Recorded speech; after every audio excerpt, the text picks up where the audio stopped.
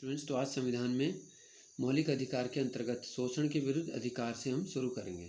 इससे पहले हमने जो है ये स्वतंत्रता और समानता ये पढ़ लिया है, ठीक है।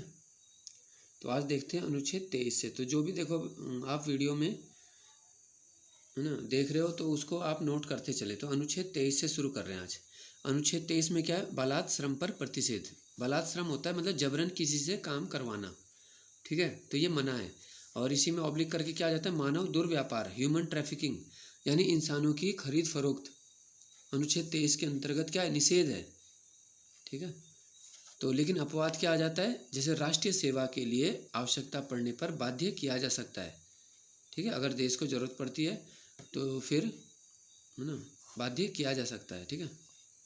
क्योंकि जब देश ही नहीं रहेगा तो फिर उसका क्या करेंगे सभी अनुच्छेदों का, है ना।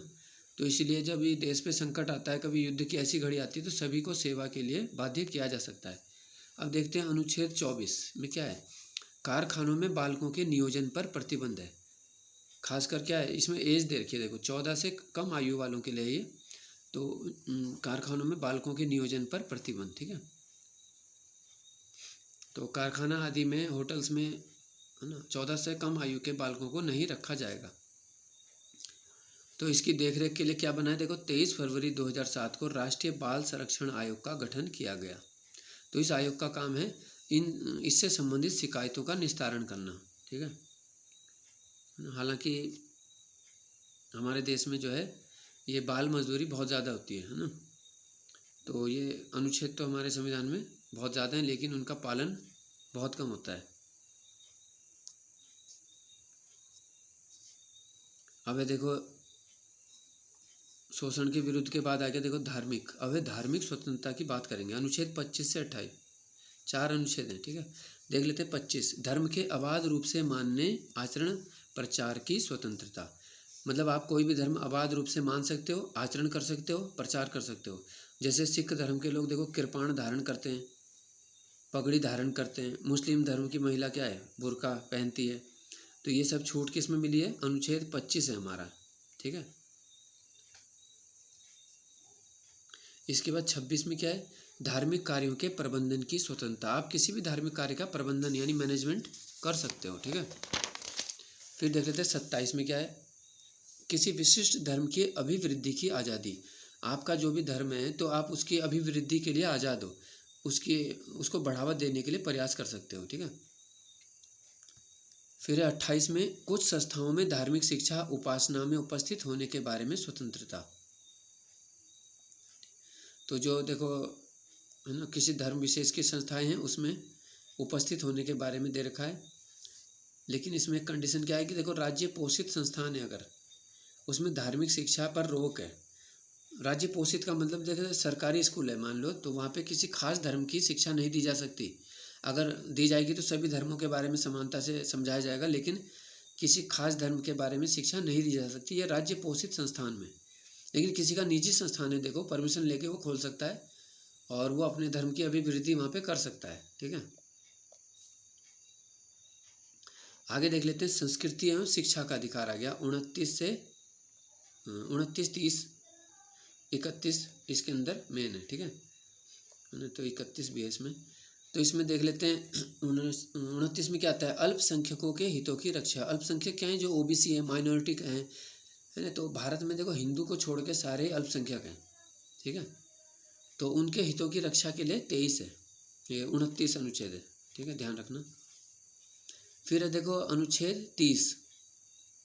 प्रत्येक अल्पसंख्यक समुदाय को अपनी संस्था चलाने, अपनी भाषा, लिपि, संस्कृति, शैक्षिक संस्था का प्रशासन करने का अधिकार दिया गया है। तो देखो प्रत्येक अल्पसंख्यक समुदाय, मान लो मुस्लिम है, जैन है, बौद्ध है, हिंदू के अलावा कोई भी समुदाय है, वो अपनी पसंद की संस्था खोल सकता है, अपनी भाषा को बढ़ावा दे सकता है, अपनी संस्कृति का प्रशासन है, शैक्षिक संस्था का प्रशासन कर सकता है, ये अधिकार है, ठीक है। तो जिन देशों में ये आर्टिकल नहीं होगा वो वहाँ पे हम नहीं खोल सकते। जैसे हम किसी दूसरे देश में जाके हिंदू संस्था नहीं बना सकते, अगर उनके देश में कानून नहीं होगा तो नहीं बना सकते हम, है ना। 31 में क्या है? अल्पसंख्यक संस्थान स्थापित करने का अधिकार। तो माइनॉरिटी से रिलेटेड कोई इंस्टीट्यूशन बनाया जा सकता है, ठीक है।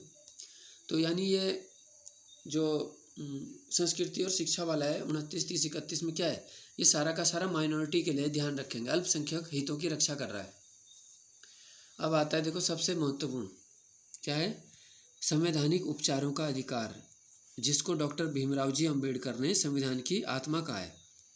तो कुंजी किसको कहा था, शुरू में हमने बताया था, कुंजी कहा गया था प्रस्तावना को। अब आत्मा क्या है, संवैधानिक उपचारों का अधिकार, है ना। तो इसमें मुख्य आता है अनुच्छेद 32, ठीक है।